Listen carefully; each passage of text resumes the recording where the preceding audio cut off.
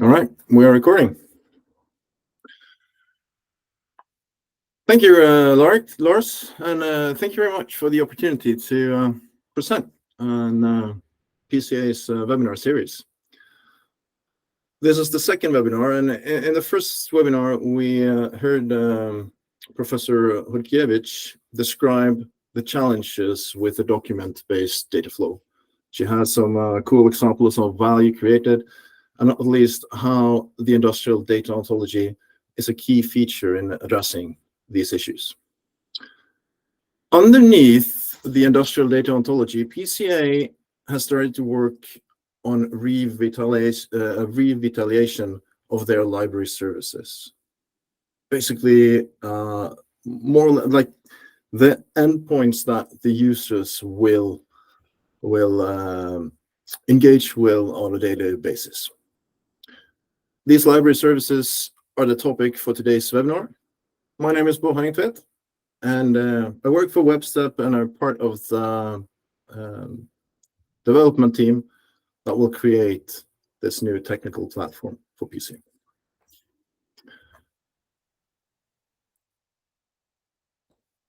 Okay, so the agenda. I guess the title gave it away. We have to talk about libraries. And the ChatGPT DALL-E illustration to the right is trying to show the transition from the ancient library in Alexandria to a modern digital library. I like particularly the fact that the books to the right are kind of transcending into seemingly digital form. That's actually exactly what we're trying to do. So after we talked about what we mean by revitalizing the libraries, we will meet Caesar. Caesar is our favorite inventor who is making great progress on his quantum flux generator. In this process, he naturally makes use of reference data and information modeling framework, or IMF. If you're not familiar with IMF, don't worry. I'll try to explain the parts that Caesar needs without going into all the details, because IMF is a webinar in its own right. At the moment, we are in early stages of development, but we would still like to demonstrate tidbits of the functionality that we have ready. To be honest, it doesn't look pretty, but that is not the key. The key here is that we would like to engage with you, the end users of PCA. From the very beginning, we would like your feedback, what your requirements are, and your thoughts on how things should be in the future. We will, of course, also present what we think, or how we think things can look in the future. Throughout this talk, we will get into topics like validation, which on several levels are important for quality. And quality is, of course, a major part of a library's content, or the quality of the content is a major part. So this is so crucial that we will have a session on ensuring that quality. And finally, a session with questions and answers. So feel free to keep those questions coming in. This slide is simply a reminder to let me switch tabs, because the first apparent change to PCA's new services are the new web pages. The purpose of the updated web pages are threefold. First of all, we would like to give things a modern look and feel, like people should feel welcome when they are there and get the information they need quickly. Secondly, it should provide a more flexible way to engage with and grow the community. It should be easy to post news and invite to events, and it should be easy to interact and reach out to PCA. Finally, it should be should we call it a coherent front for all the libraries that PCA already have. Like we have all of these 1, 2, 3, 4, 5, and 2 extra that is not available at the moment. These are kind of the libraries that PCA already have. This is what we will now rebuild and make into one whole. But at the moment, they are now available here. And the reason why we do this is because the end users or the users of PCA, one of the things that they tell us is that it's difficult to find information because it's scattered all across the different platforms. And now at least we have one place where you can go and find the different platforms. Okay, let's go back to the presentation. PCA libraries, what do we mean when we say that? For us now, talking about the new stuff and not the old stuff, we talk primarily about two things: reference data library and an IMF type library. But okay, reference data library, we already have that, right? We saw just 5 different reference type libraries. Yeah, that is true. And that is one of the things that we will provide a single user interface with relevant sets of data from the old environments hosted in kind of a seamless fashion. You should be able to access all those data at one endpoint. Luckily, it's not up to me to decide what information is useful and what we should migrate and stuff like that. These decisions will be made by PCA together with their members and long-term collaborators. The information modeling framework library is, on the other hand, something completely new. There is no such thing as an old IMF library. So that gives us a bit more space to work with. But thanks to Equinor, there are also future plans to establish an engineering symbol library. In today's webinar, since that is future work, that's out of scope. But common for all of these libraries is that they should give the users easy and intuitive access to all content in the libraries. It should be possible to view in a browser or get the data through APIs. It should be possible to suggest not only new IMF types, but also new reference data. The last point here is another common feedback that we get from users. Basically, we don't use PCA because it lacks some of the reference data we need. This is therefore a pain point, what we need to address. The users must be able to suggest new reference data, and when concepts, both IMF and reference data, are suggested, they should be immediately available. However, only in a draft state. Right? You should continue to be able to continue to work with what you're doing. To meet user requirements, we therefore change kind of the library management approach from project-based to a continuous Wikipedia-like approach.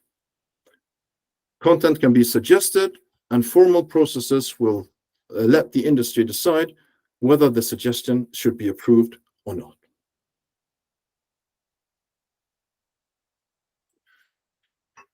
Okay, before we meet Caesar, let's just take a quick detour around the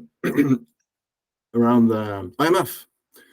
The information modeling framework enables us to look at information about the same thing in different contexts. Today, we concentrate on one single aspect, so we can focus solely on the elements of an IMF model. And those elements are blocks, terminals, and attributes. Today we don't take into account new features such as connections. The blocks provide a breakdown structure so that we gradually can increase the detail level by defining the blocks that make up parts of the whole. Terminals provide connections between blocks, and attributes give specific information about what a block or terminal is. The attributes, again, is linked to reference data.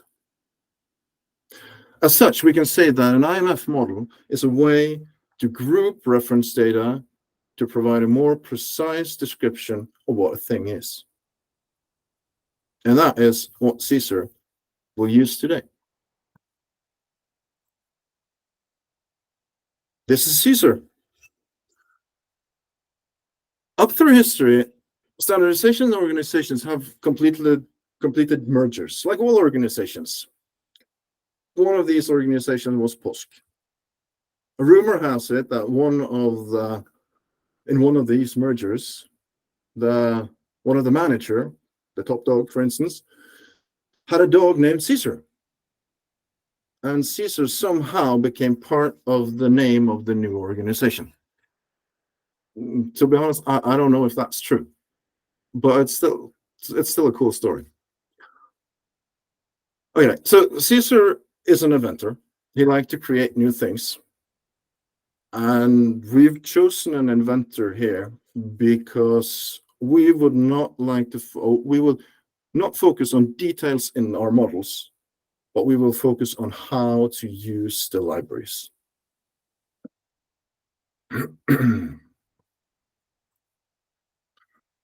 Okay, behold, this is what Caesar is working on. The quantum flux generator. Ooh, sweet machine. Truly is a marvel, right? Looks great. I have no idea what it does, but this is part of the point. We'll leave the inner workings to Caesar and focus on how Caesar wants to use the PCA libraries.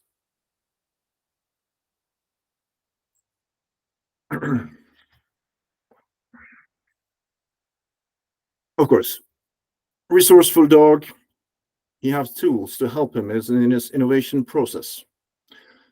Let us assume that he has this computer assistant drawing tool that he can create schematics like this. And it's awesome to see that dog writing is kind of similar to ChatGPT writing. And then one thing that makes this tool, this CAD tool, particularly special is that it can transform Caesar's schematics into IMF models. In this context, this CAD tool is almost as fabled as the quantum flux generator itself. But to be serious, this is an important design principle for us. Good software manages to reduce the level of complexity for its users. So if we can create tools that translate engineering speak to IMF so that the engineers doesn't need to relate to that in the IMF model itself, we will drastically increase the uptake of IMF. Of course, it's not PCA's job to create these tools, but we are creating the foundation for them.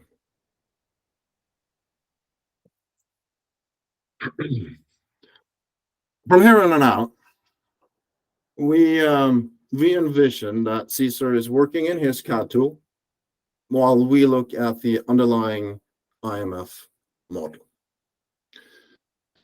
The IMF model you see here consists of 5 named blocks and 4 terminals.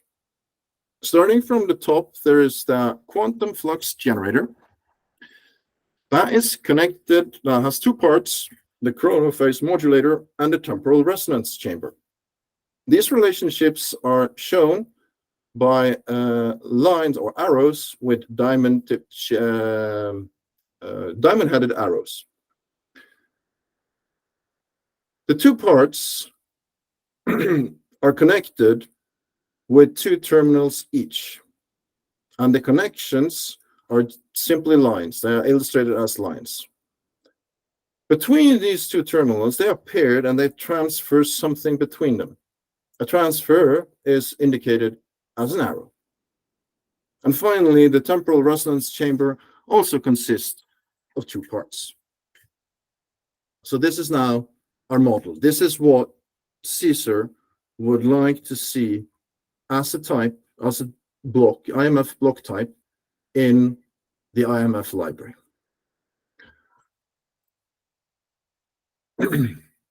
What was missing in this model was attributes. And actually the IMF drawing instructions say that leave the attributes out of it because it makes it more difficult to read. But in this case, we choose not to follow those recommendations, and we've sprinkled a set of attributes across the blocks and the terminals. The green part of the names indicate the reference term. the reference data itself. That's one part of an attribute. The second part of an attribute is the end, which is a unit of measure.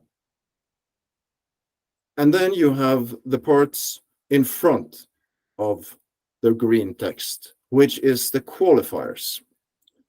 So an IMF attribute should have at least a reference term. It can have a units of measure, and it can have up to 4 different qualifiers.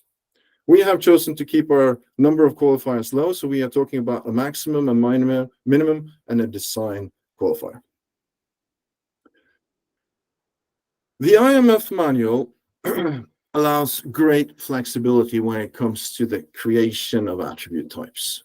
And in fact, we can create an attribute that only contains a relationship to a reference term, and then allow units of measure and all the qualifiers to be specified during instantiation.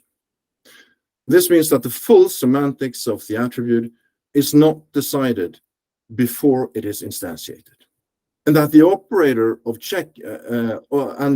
the operation of checking whether 2 attributes are equal are left to the users. Every tool using IMF need to perform complex operation to check whether or not 2 attributes are equal. This is not aligned with our design principle. We are not encapsulating complexity and doing it simpler for PCA users. We have therefore suggested specifying attributes completely at PCA so that the semantics are known, and equality means checking if it is the same IRE.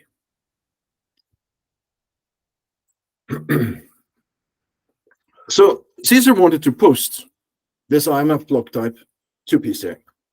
Of course, this fabulous tool of his could do a validation check. Right? Why do he want to share it with PCA? Well, it is his preferred way to share with collaborators. Others can download the type, instantiate it with values, try to build it and see what happens. But his validation fails. Turns out that at least 2 things are wrong with his model. And there's one error. And in this case, that error indicates that there's no such thing as a chronospatial coherence reference term in the PCA library. After all, as an inventor on the far side of quantum mechanics, Caesar must from time to time come up with his own physical concepts. That's what he's done here. It's not in the library. We have to create it. The warning, on the other hand, that indicates that this may be a duplicate.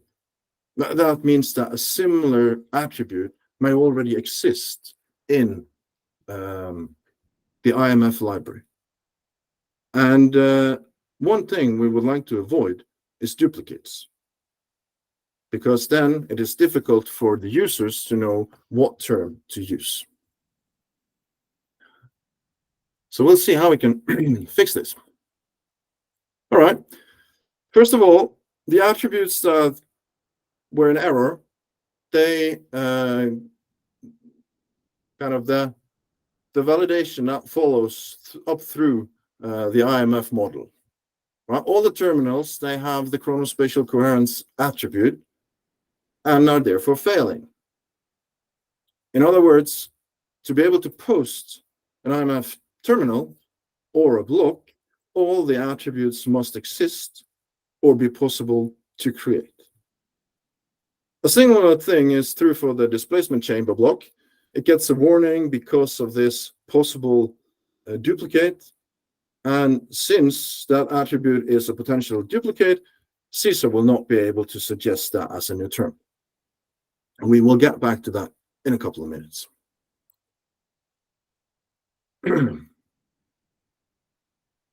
And the issues just propagate up through the IMF model. And here we see the full thing. So we have a work cut out for us. Just to recap, we need to fix 2 things. We need to create a new chronospatial coherence attribute. And to do this, we need to suggest a new chronospatial coherence reference term. The latter part is exactly the reason why people say they don't use PCA. Missing reference data and no way to suggest it. The warning is related to a different issue: duplicate attributes. Working in documents without any way to enforcing the use of the same term, I'll write my attributes the way I like them, and anybody else will do the same. We end up with a lot of duplicate terms with that means the same thing. And people don't know what term to use. We'll have to fix that so that Caesar can find the term he needs without creating a new duplicate. All right, so let's just take a step back and then look at some reference data. All right, I'll switch to this. This is pressure. And as initially stated, not the most stunning visuals. And at the moment, some of the data is actually missing. Pressure is in the units of measure ontology is connected to a pressure datum. So we haven't included that yet. But what if it could look like something else? What if it looks like this? Would that be better? It should be apparent for the end user what they are looking at. This is pressure. It is a reference term, right? It's not an IMF attribute. It is a reference term. That should be clear. It also has a status, which means that we need to add some metadata to the data that already exists in the library today. But it has a status of approved. That means that it has gone through an approval process. The identifier is also a natural part of the data. We have here taken some liberties. We have taken the liberty to update both the namespace and replacing the identifiers used today with UUIDs. Changing these terms are not ideal. But today, PCA has numerous subdomains, and it will be technically easier if we can align namespaces and URIs. We also would like to add more metadata about the terms, like what version of an ontology it is part of. Since we download that information today as RDF documents, that information is part of the document. When we upload that information to triple stores, that information is lost. So we need to kind of ensure that we store that data to be able to trace what ontologies are concepts part of. Additional metadata will also be useful to improve on filtering and search capabilities.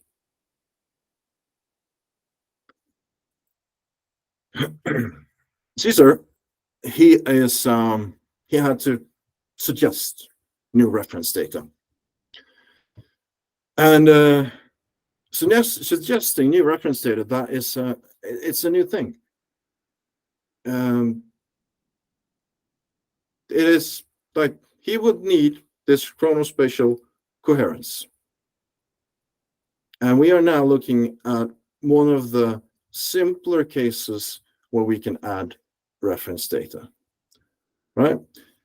This illustration shows that Caesar would like to create the chronospatial coherence in the units of measure ontology that also contains physical quantities as a subclass of the IDO term physical quantity. The subclass of relation is it's straightforward. And we could follow a chain of subclass relations to ensure that the new term is linked to an IDO term, which means that we can ensure that new things are at least connected to IDO. I haven't performed any reasoning yet to ensure that is actually a valid model, but in the future. Of course, after the term itself have been suggested, more options should be available for establishing other relations, like for instance, that relation to a datum or other constructs. In the beginning, this functionality will be limited. Being a bit strict here, at least in the beginning, is considered a benefit to create reference data in a consistent way. Being strict is, of course, a limitation, but the ability to suggest some reference data is a lot better than none. We also, yeah. So we can, for instance, see the scenario where we create a new set of reference data in a completely different way than existing reference data. That may be valid IDO, but it's not guaranteed that that will be that can be added through the existing library services. And in that way, we kind of enforce that consistency in modeling structure around the reference data. Of course, with time, that functionality will increase. In our case now, Caesar clicks submit, and his suggestion is immediately available. Now we are back to looking at reference data, but we look at a different tab. With the pressure case, we looked at the about tab, then we have a hierarchy tab, and now we are on history tab. History is basically what has happened to this term during its life cycle. We know that Caesar, he suggested it. It wasn't supposed to be a new term. That was back in 2022. Then he submitted this term the first time. And since then, he has submitted several versions of this chronospatial coherence. 3 of them are rejected. And we should be able to click on them and see if what the reason for the rejection was, so that we don't have to send in that suggestion all over again.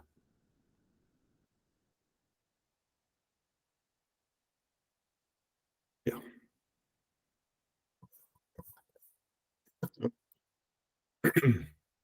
All right. What happened so far? We just created a reference term, right? So now we go into the process of creating IMF attributes. And for IMF attributes, we have this little tool, and this will be part of IMF. Sorry, not IMF, PCA services, right? So we can write in here something. We need a chrono spatial coherence attributes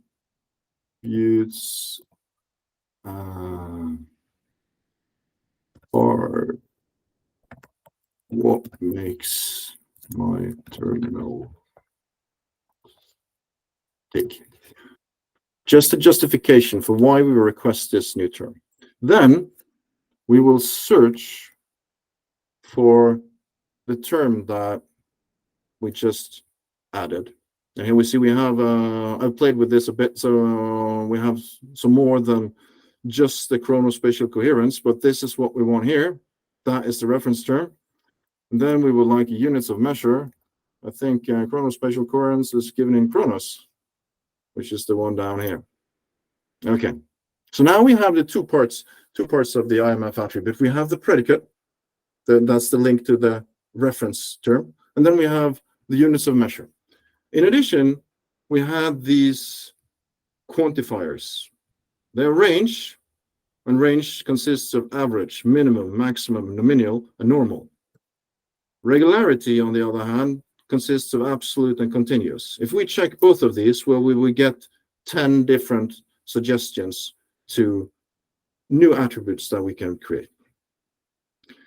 What we would like today is simply just range and scope and see if we can go with the minimum design and not minimum, maximum design. Yeah, that's good. We just and now we can see what will be posted to the API endpoint, the PCI endpoints. This is the JSON that we expect to see when somebody posts a new attribute, an IMF attribute type, to us. It has a name, predicate, units of measure, and some change justifications, qualifiers. I will submit the suggestions, and there we have them. Now they are created. That means that we could visit them. Let's see, just copy that part. Working on different environments means that we have to be creative with the URIs. But this is our minimum design chronospatial coherence in Chronos. That is the IMF attribute that we just created. It is now available. It is in draft status, which is not shown here at the moment, but that's part of the data.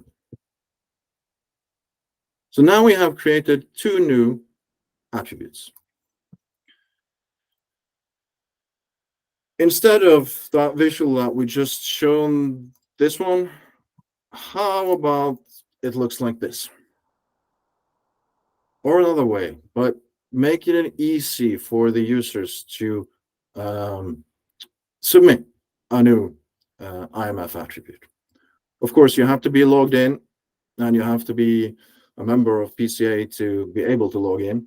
So, members should be able to create new attributes, either like this or through the API directly.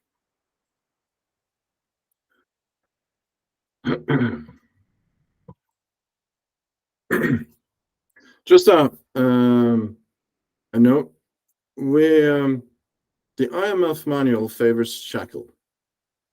And we, at the moment, the posting of an IMF attribute, accept JSON, makes it a bit simpler. And we store that as RDF triples. That change we did, that kind of, though, that we said that we would like to specify this explicitly. That means that we could also lose shackle in the IMF attribute stage. And to make it simpler, we just return RDF triples when it comes to getting back what an IMF attribute is. When we come to terminals and blocks, then we will return shackle shapes.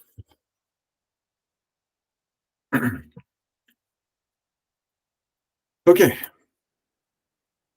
So we went to this thing here. That was our visual at the moment. What if it looks like this?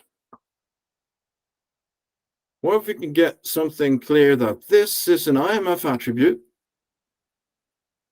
This is draft status, and it has these following properties that you should be able to click on to see what they are, and so forth and so on.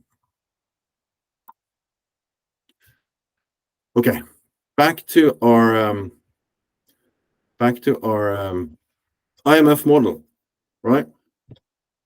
This was the state before we started to create both the chronospatial coherence reference term, and also before we created the two chronospatial coherence, should have gone with the shorter term there, attributes.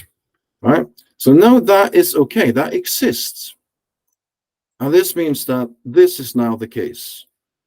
The attribute is validated, and then also the reason for why the terminals and the blocks were validated disappears as well. All right.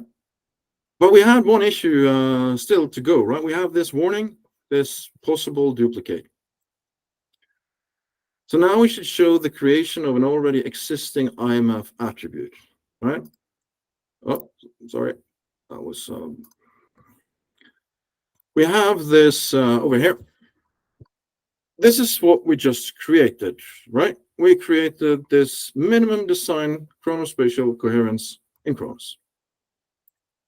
So I will copy this and take that into my Swagger user interface, which is the API front end. And basically just paste it in here in my post IMF attribute types endpoint. And then we can say that, well, I want this to be maximum operation. Okay, so now I've changed the name, but the predicate is the same. The units of measure is the same, and the range and scope qualifier, or all the qualifiers are the same, right? It's either these two or it's none. So when I now click execute, I get a 401 because I thought I was logged in. Let's just fix that and try again. So now we get an error response is 409 conflict. This resource already exists. And here you have the identifier for the resource that exists. And since I'm not in, like this postxerox.org, when we go into production, that will be the primary domain. But at the moment, I'm in my development environment, so I will just copy this and paste that in at the end here. That's an extra I. Yeah, okay. This was where I was already at, right? But so it tells me you're not allowed to publish this duplicate. You should use this term attribute instead.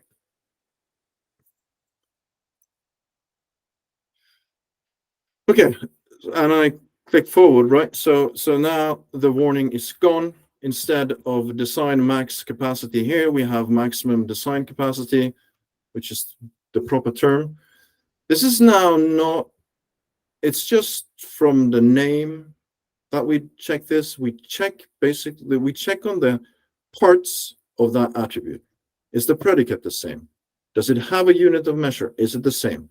And the quantifiers, are they the same?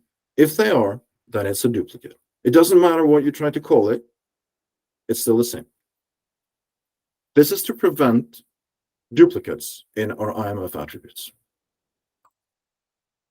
So how could this look in kind of our front end, right? Now we see that we have shown kind of the sketches for how to show an IMF, a reference term, an IMF attribute, and now finally an IMF block in one coherent layout. And this is what the end user should expect. So that this is a draft, somebody has to see it, right? And what does that mean? Somebody has to kind of approve this in some sort of way. And that is now we're getting to the ensuring quality. There has to be a process. We have to be there. We can do things automatically. We can do the duplicate detection. We can ensure that components are linked to IDO, for instance. We can do reasoning and see that we're not creating an inconsistent model. And we can probably do a lot more automatically. But still, well, at least in the beginning, we need a manual approval process. Somebody must, after, like this is on the top here now, you basically see what we've done today. We have, as a SME, we have logged in, connected to an API, done some automated validation, and then saved things in a database and set it to draft. That's what we've done. When that is done, we need to kick off an approval process. And that approval process will bring in other people, and then they will review. And they will review based on the domain knowledge. Is this term probably, does it have the content we need? And then it should also be approved by information modelers. This has actually the structure that we need in our reference data. And based on that, we can set the status to published or approved, failed or rejected, something like that. So that's the manual approval part. In addition, we kind of see the need for ontology versioning. Right? Different companies would like to work together, but it is, as we have this option now to suggest new things to the PCA libraries, we need a way to say that we are using these explicit versions of these different terms and IMF types. So we need to be able to collect them in, for instance, version 3 of the units of measure ontology, stamped now in April 2024. Next year, a new version will arrive. But companies working with that today can say we are using the 2004 version until we are both in agreement to kind of move to the next version that is available sometime next year or something. And the final step in the approval process is perhaps some of these reference data should go through an ISO standardization.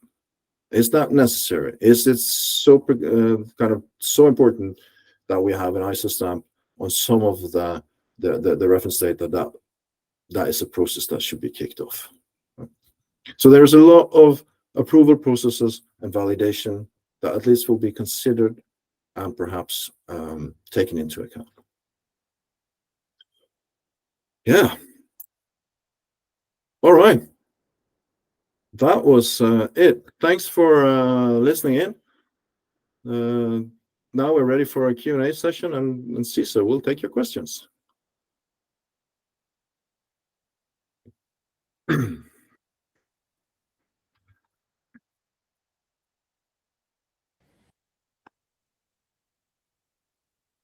Thanks, Bård.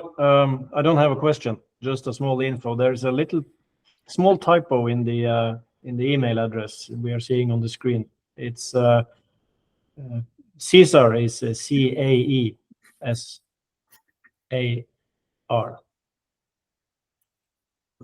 Let's see.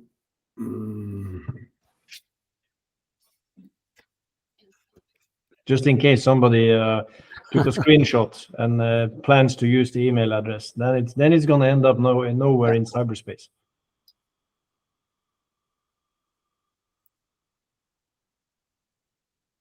Yes. Now you can screenshot it. Yes. Thanks.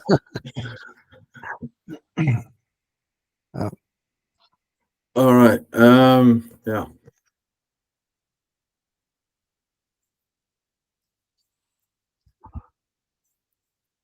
I thought I saw a hand, but yeah, it was mine probably, Bård.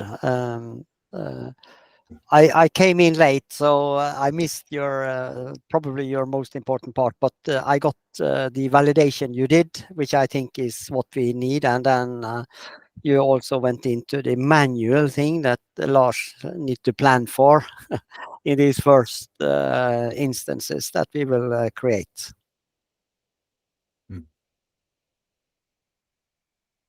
Yeah, absolutely. Yes.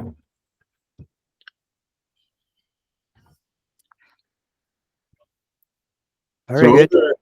Oh, sorry. Yeah, no, I think it was very good. Thank so you. I look forward to when we start the production now in a very short time. Yeah, that would be cool. And for those not involved in the projects that we are running in parallel, we are very, very dependent upon this from Aker Solutions and Aker BP. So we need a production version getting up and running as soon as possible on the Yggdrasil project that we are running in parallel. So this will be a reality, folks, in a very short time.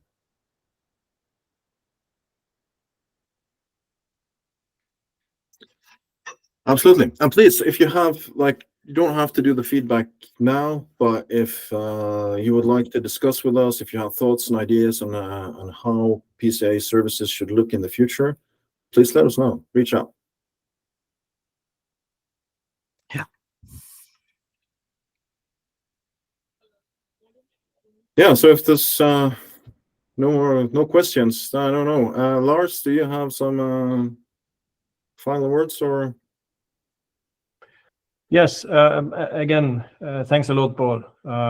It was really cool to see, and Jan, yeah, you did miss a few interesting things to look at, and especially I think let's say the visualization of these processes with requesting and proposing and the quality checks and the automated validations, etc. It's really cool to look at it this way, because visualizing it like this makes it understandable also for the less technically involved people like myself. So it's a really good view on how things will work in practice when we get this up and running. And for those who haven't followed our internal planning processes, just keep looking at our websites and on the library content, because we will release and publish things on a rolling basis. We will not do sort of version 1 on a specific date and version 2 on a specific date. The policy we have is to release things as soon as it's usable and valuable and can be used. So there will be news coming with some tight frequencies, I hope. But no pressure.